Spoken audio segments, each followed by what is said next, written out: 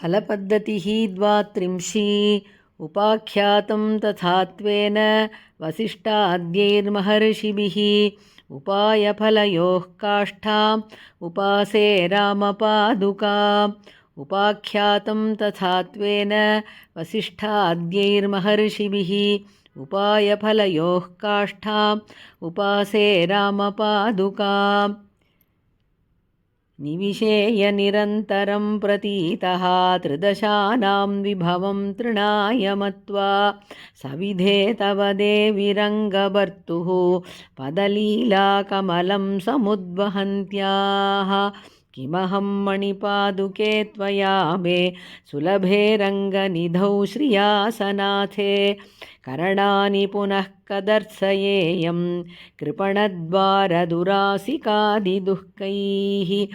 सकृदप्यनुभूय रङ्गभर्तुः त्वदुपश्लेषमनोहरं पदाब्जम् अपुनर्भवकौतुकं तदैव प्रशमं गच्छति पादुके मुनीनाम् अपरस्परपातिनाममीषाम् अनिदं पूर्वनिरूढसन्ततीनां भरतव्यसनादनूनसीम्ना दुरितानां मम निष्कृतिस्त्वमासीः त्वदुपासनसम्प्रदायविद्भिः समये सात्वतसेविते नियुक्ताः भरतव्रतिनो भवाम्बुराशिं कतिचित् काञ्चनपादुके तरन्ति अलमच्युतपादुके यथावत् भवती यच्च पदं त्वदेकधार्यम् इतरेतरभूषितं तदेतत् द्वितयं संवननाय चेतसो नः अनन्यसामान्यतया मुरारेः अङ्गेष्ववाप्तेषु किरीटमुख्यैः पादावनित्वं निजमेव भागं सर्वात्मसाधारणतामनैषीः समाश्रितानां मणिपादुके त्वां विपश्चितां विष्णुपदेऽप्यनास्था कथं पुनस्ते कृतिनो भजेरन् वासादरं वासवराजधान्या विमृश्य रङ्गेश्वरपादरक्षे वारक्रमं नूनमवारणीयं पद्माग्रहेऽपि स्पृशति प्रतीता स्थूलेन रूपेण वसुन्धरा त्वाम् अभिरक्षसि त्वं मनपायनिधिं मणिपादुके मधुभिदश्चरणम्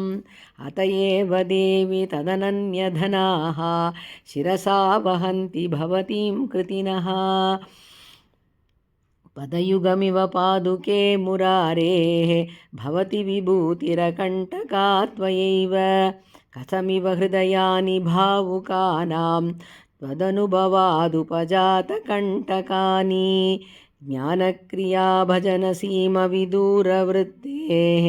वैदेशिकस्य तदवाप्तिकृतां गुणानां मौळौ ममासि मधुसूदनपादुके त्वं गङ्गे वहन्तपतिता विधिनैव पङ्गोः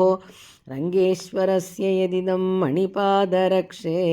पादारविन्दयुगलं भवती समेतं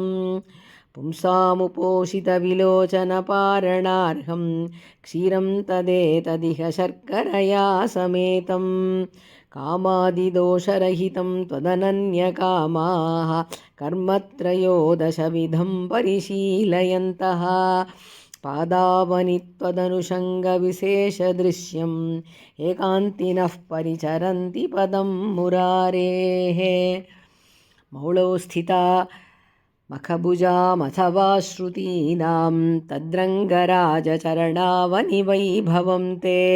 अस्मादृशामपि यदि प्रथितं ततः स्यात् सौलभ्यमम्ब तदिदं तव सार्वभौमं स्वप्नेऽपि चेत् त्वमसि मूर्धनि सन्निविष्टा नम्रस्य मे नरकमर्दनपादरक्षे स्थाने तदेतदिह देवि यतः समाधौ सन्तो विदुस्तमपि तादृशबुद्धिगम्यं बद्धाञ्जलिः परिचरन् नियमेन रङ्गे विश्राणिताच्युतनिधिं मणिपादुके त्वां कस्यापि कोणितदृशो धनिनः पुरस्तात् उत्तानयेय न कदापि करं विकोशं त्वय्यर्पितेन चरणेन सदद्वभाजः पादावनिप्रथितसात्विकभावदृश्याः रङ्गेशवद्विदधते मुहुरङ्गहारान्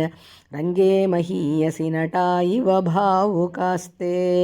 येन स्थिता शिरसि मे विधिनाधुना त्वं तेनैव देवि नियतं मम साम्पराये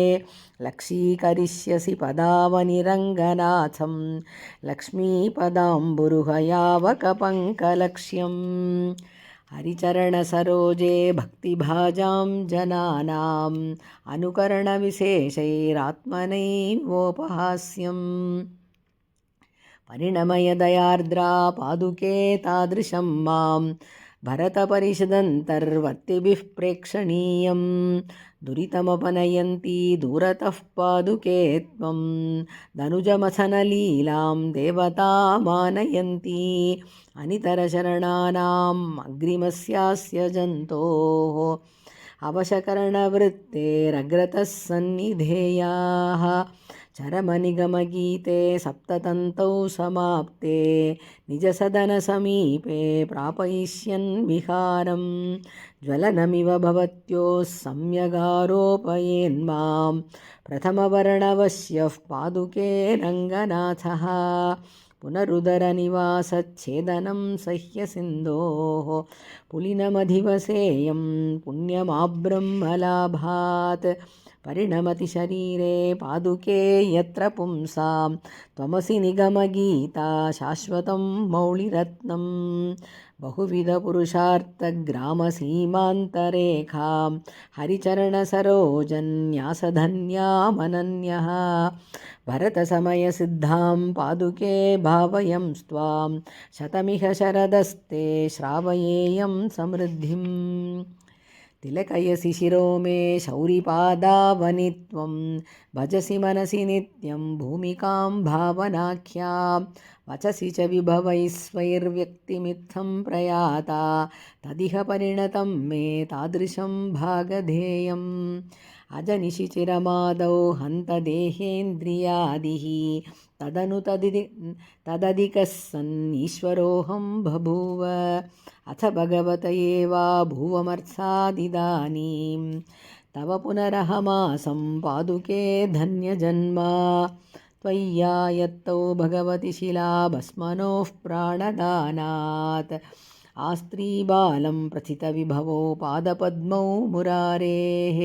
तामेवाहं शिरसि निहितामद्य पश्यामि दैवात् आत्माधारां जननि भवतीम् आत्मलाभप्रसूतिं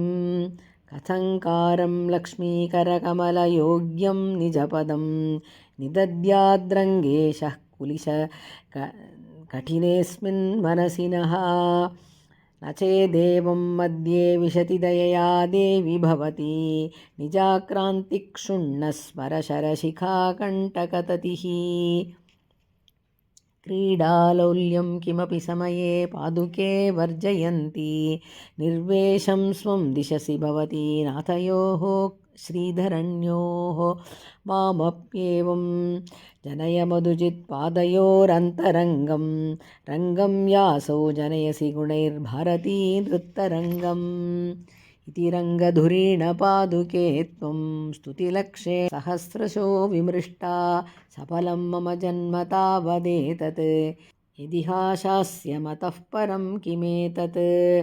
मातस्वरूपमिव रङ्गपतेर्निविष्टं वाचामसीमनिपदावनि वैभवं ते मोहादभिष्टुतवतो मम मन्दबुद्धेः बालस्य साहसमिदं दयया सहेताः ये नाम भक्तिनियताः कवयो मदन्ये मातस्तुवन्ति मधुसूदनपादुके त्वां लप्स्ये गुणांशविनिवेशितमानसानां तेषामहं सबहुमानविलोकितानि सङ्घर्षयन्ति हृदयान्यसतां गुणांशे सन्तस्तु सन्तमपि न प्रसयन्ति दोषं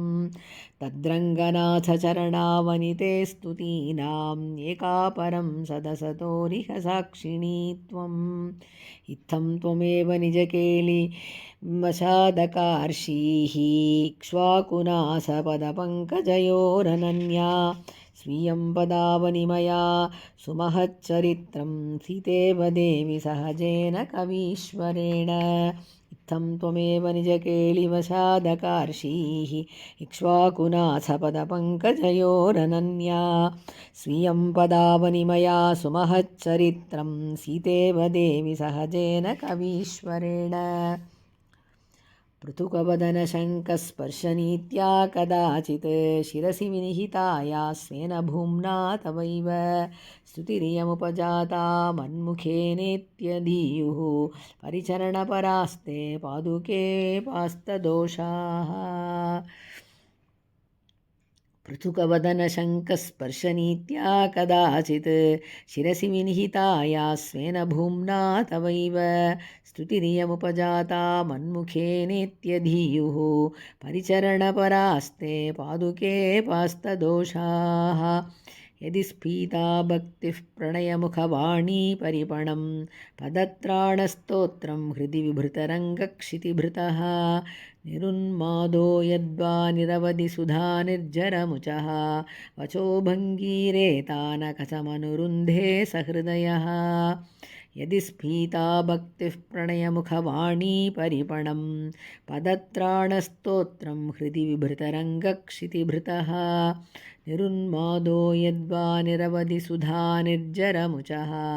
वचो भङ्गीरेतान कथमनुरुन्धे सहृदयः जयतीति राजसूक्तिः जयति मुकुन्दस्य पादुकायुगळी तदुपयदनास्त्रिवेदीम् अवन्द्ययन्तो जयन्ति भुवि सन्तः जयतीति राजसूक्तिः जयति मुकुन्दस्य पादुकायुगळी तदुभयधनास्त्रिवेदीम् अवन्द्ययन्तो जयन्ति भुवि सन्तः सन्तः श्रीरङ्गपृथ्वीशचरणत्राणशेखराः जयन्ति भुवनत्राणपदपङ्कजरेणवः इति श्रीकवितार्किकसिंहस्य सर्वतन्त्रस्वतन्त्रस्य श्रीमद्वेङ्कटनाथस्य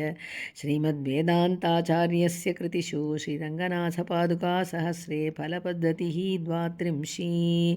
कवितार्किकसिंहाय कल्याणगुणशालिने श्रीमते वेङ्कटेशाय वेदान्तगुरवे नमः।